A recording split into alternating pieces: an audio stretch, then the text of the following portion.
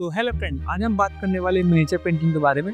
तो miniature painting जो है भारत का एक बहुत ही बेहतरीन आर्ट है, जो कि बहुत ही बारीकी से और बहुत ही पतले ब्रश के थ्रू वर्क किया जाता है मिनिएचर पेंटिंग में। तो ये मिनिएचर पेंटिंग को आज हम जो आपको वीडियो में बताने वाले हैं, देखेंगे कि मिनिएचर पेंटिंग का विकास कैसे हुआ, किन किन चरणों में मिनिएचर पेंटिंग का विकास हुआ, भारत में कब से मिनिएचर पेंटिंग का स्टार्टिंग हुआ था और कब इसका पीक पॉइंट आया और उसके बाद कब इस मिनिएचर पेंटिंग का समाप्ति हो गया और फिर से ये हमारा मॉडर्न आर्ट, कंटेम्प्रेरी आर्ट, वो सब आर्ट हमारे सामने आ गए।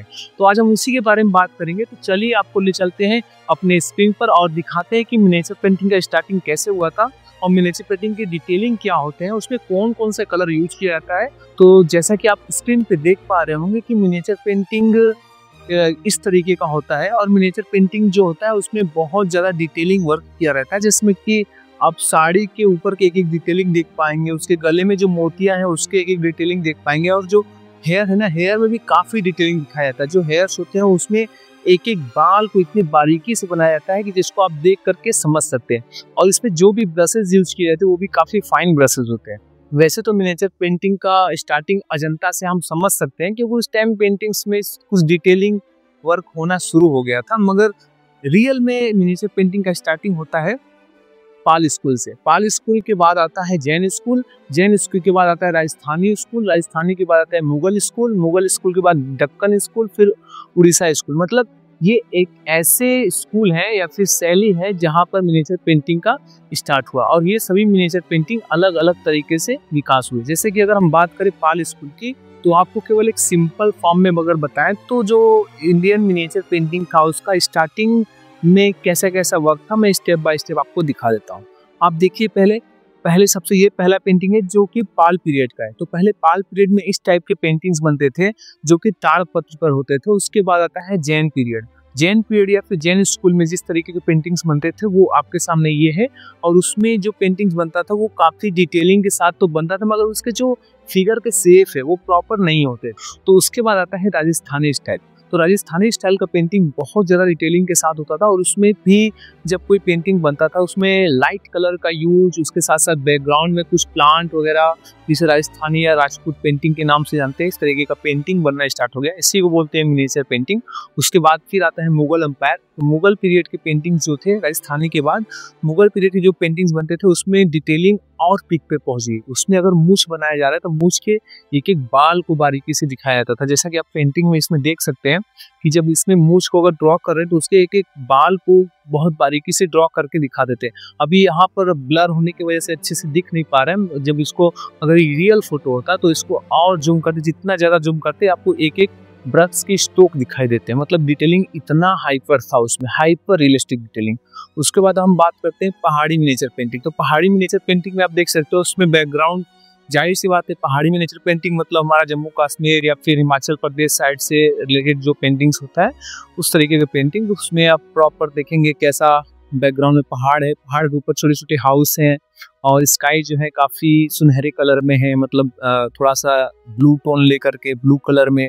और उसके साथ साथ जो ड्रेस सेंस था वो अभी भी मुगल पीरियड जो था उसका इफेक्ट था, इसलिए ड्रेसिंग सेंस मुगल पीरियड के जैसे ही दिखाई देता है। उसके बाद आता है हमारा डेक्कन स्टाइल। तो डेक्कन स्टाइल में जो है वो पहाड़ की जगह पर अब बहुत ज़्यादा ग्राउंड दिखाई देने लगेंगे। ग्राउंड के साथ साथ कुछ हाउस, बड़े बड़े आर्किटेक्चर आप देख सकते हैं इस पेंटिंग में। जो एक रानी है, जो ऐसा एक गेम बोला जाता है जिसको पोलो गेम बोलते हैं, मतलब घोड़े पे सवार होकर के खेलना। तो उस टाइम भी ये ट्रेंड चलता था।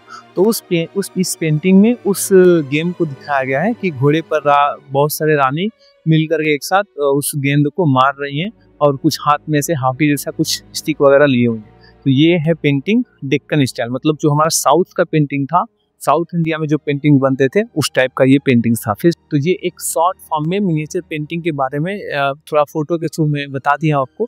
अब मैं चलता हूँ कि कौन सा पेंटिंग किस जगह पर विकसित हुआ, मतलब किस जगह पर ज़्यादा उसका प्रोग्रेस हुआ। एक इंडियन मैप के थ्रू उसको थोड़ा सा हम समझते हैं।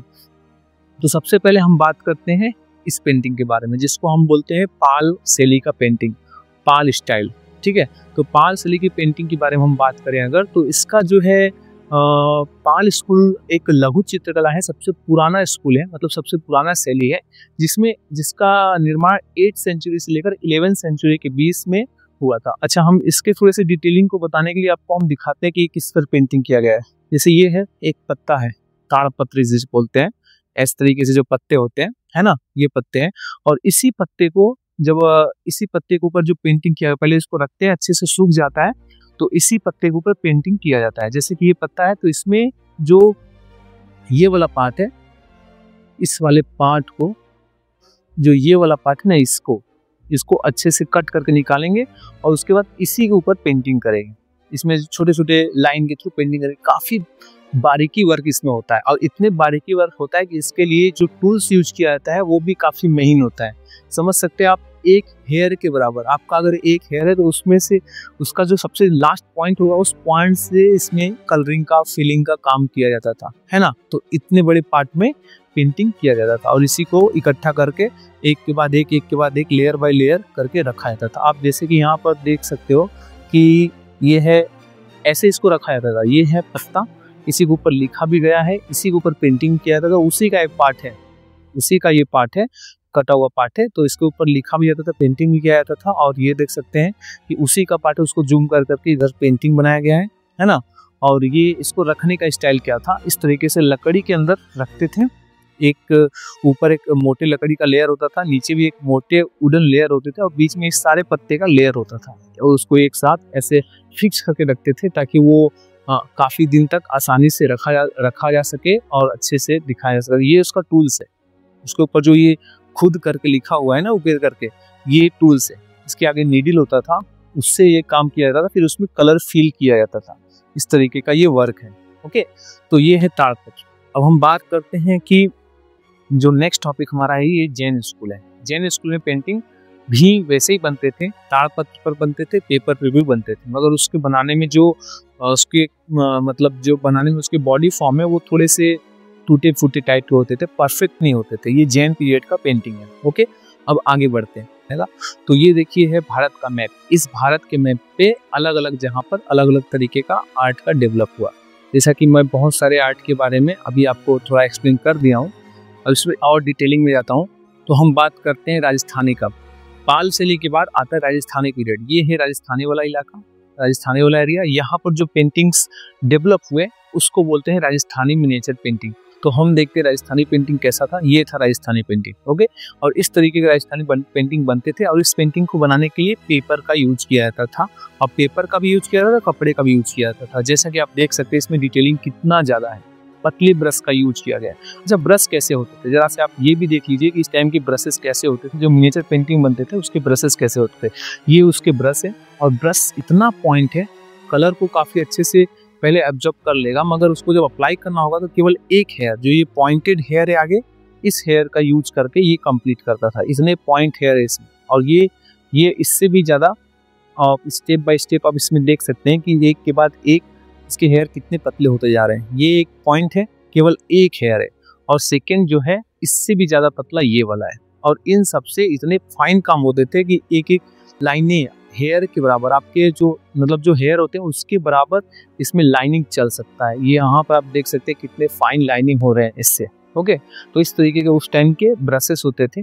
और ब्रशेस के बाद हम बात करते हैं कि वो कैसा ये ब्रशेस की कलेक्शन है उस टाइम के जो पेंटिंग होते हैं। और ये सारे ब्रशेस जो थे वो जो गिलहरी होती है ना, जो गिलहरी, इसके बाल से बने हुए सारे ब्रशेस है।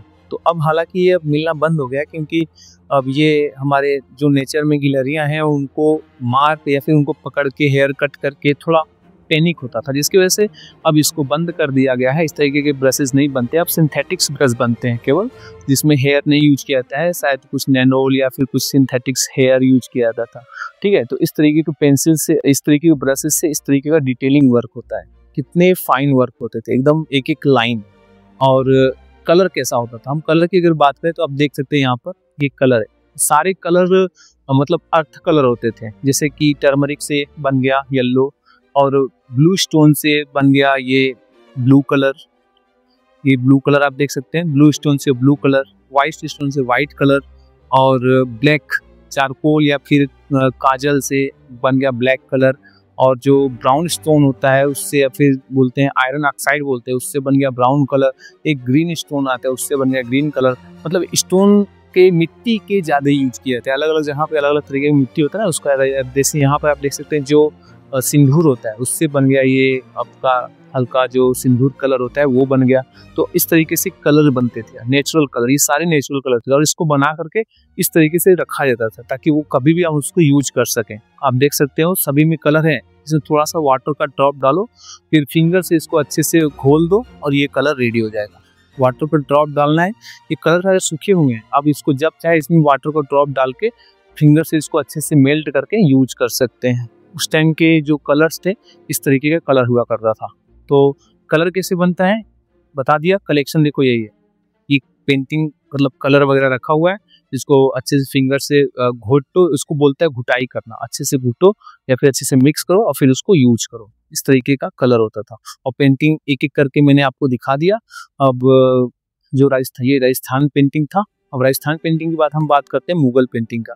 ये है मुगल पेंटिंग, इसमें भी बहुत ज़्यादा मिनिएचर पेंटिंग में डिटेलिंग अच्छे से किया गया है और सारे मुगल स्टाइल में, काफ़ी डिटेल नहीं जा रहा हूँ, केवल ऊपर ऊपर बता रहा हूँ। अभी मुगल स्टाइल में इसका ड्रेस कैसा है, इसका हेयर कैसा है, इसके आर्किटेक्चर कैसे हैं, इसकी कलरिंग क्यों ऐसा है, इसके फेस का एक्सप्रेशन ऐसा क्यों है और ये दो चाइनीज पर्सन यहाँ पर क्यों बैठे हुए हैं यहाँ पर, तो इसमें बहुत सारा डिटेलिंग है। तो उतने डिटेलिंग में मैं नहीं जा रहा हूँ, केवल आपको एक शॉर्ट फॉर्म में बताने की कोशिश कर रहा हूँ मिनिएचर पेंटिंग कैसा होता है। उसके बाद आप देख सकते हैं ये पहाड़ी मिनिएचर पेंटिंग, जो मुगल पेंटिंग की बात आता है। जो मुगल पेंटिंग में जो आर्टिस्ट थे वही जाकर के पहाड़ों पर बस गए मुगल के डर से, फिर वो मुगल पेंटिंग को बनाना स्टार्ट कर दिए। उसके बाद बात करते हैं डेक्कन पेंटिंग, जो दक्षिण भारत का पेंटिंग है, फिर उड़ीसा पेंटिंग। ओके, तो इस तरीके का मिनिएचर पेंटिंग होता है और उस पेंटिंग को करने के लिए अलग अलग तरीके का टूल्स यूज किया जाता है। अब थोड़ा सा बात कर लेते हैं पेपर का। ये देखिए पेपर है, इस पेपर को ऐसे मेजरमेंट करके कट करेंगे, मेजरमेंट करके कट करने के बाद फिर उसके ऊपर ऐसे लाइन ड्राइंग करेंगे। लाइन ड्राइंग एक कलर लगाएंगे, पहले एक कलर लगाएंगे व्हाइट या ब्राउन लेयर, उसके बाद उसके ऊपर लाइन ड्राइंग करेंगे। लाइन ड्राइंग करने के बाद उस पर कलरिंग भरना स्टार्ट करेंगे। इस तरीके से कलरिंग भरना स्टार्ट करेंगे। हम देख सकते हैं कलरिंग किया जा रहा है, लाइन ड्राइंग करने के बाद उसके ऊपर कलर को फिल किया जा रहा है। ओके, कलर को फिल करने के बाद उसी ब्रश से हर एक डिटेलिंग को अच्छे से किया जाता है। ओके, ये है पेपर जिसपे मिनिएचर पेंटिंग किया जाता है और ये है ब्रश। ये पेपर हैंडमेड होता है, हाथ से बना होता है और ये प्योर कॉटन का होता है। और कपड़े भी होते हैं, इस तरीके के कपड़े भी होते हैं जिसपे मिनिएचर पेंटिंग किया जाता है, ये भी कॉटन के होते हैं। ओके, तो कपड़े कॉटन के होते हैं, ब्रश नेचुरल होता है, कलर नेचुरल होता है और पेंटिंग काफ़ी डिटेलिंग के साथ किया जाता है। इसके ये कुछ इंपॉर्टेंट पॉइंट है।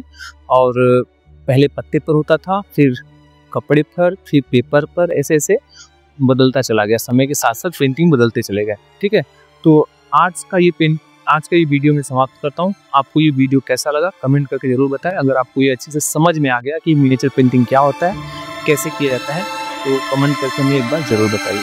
Thank you.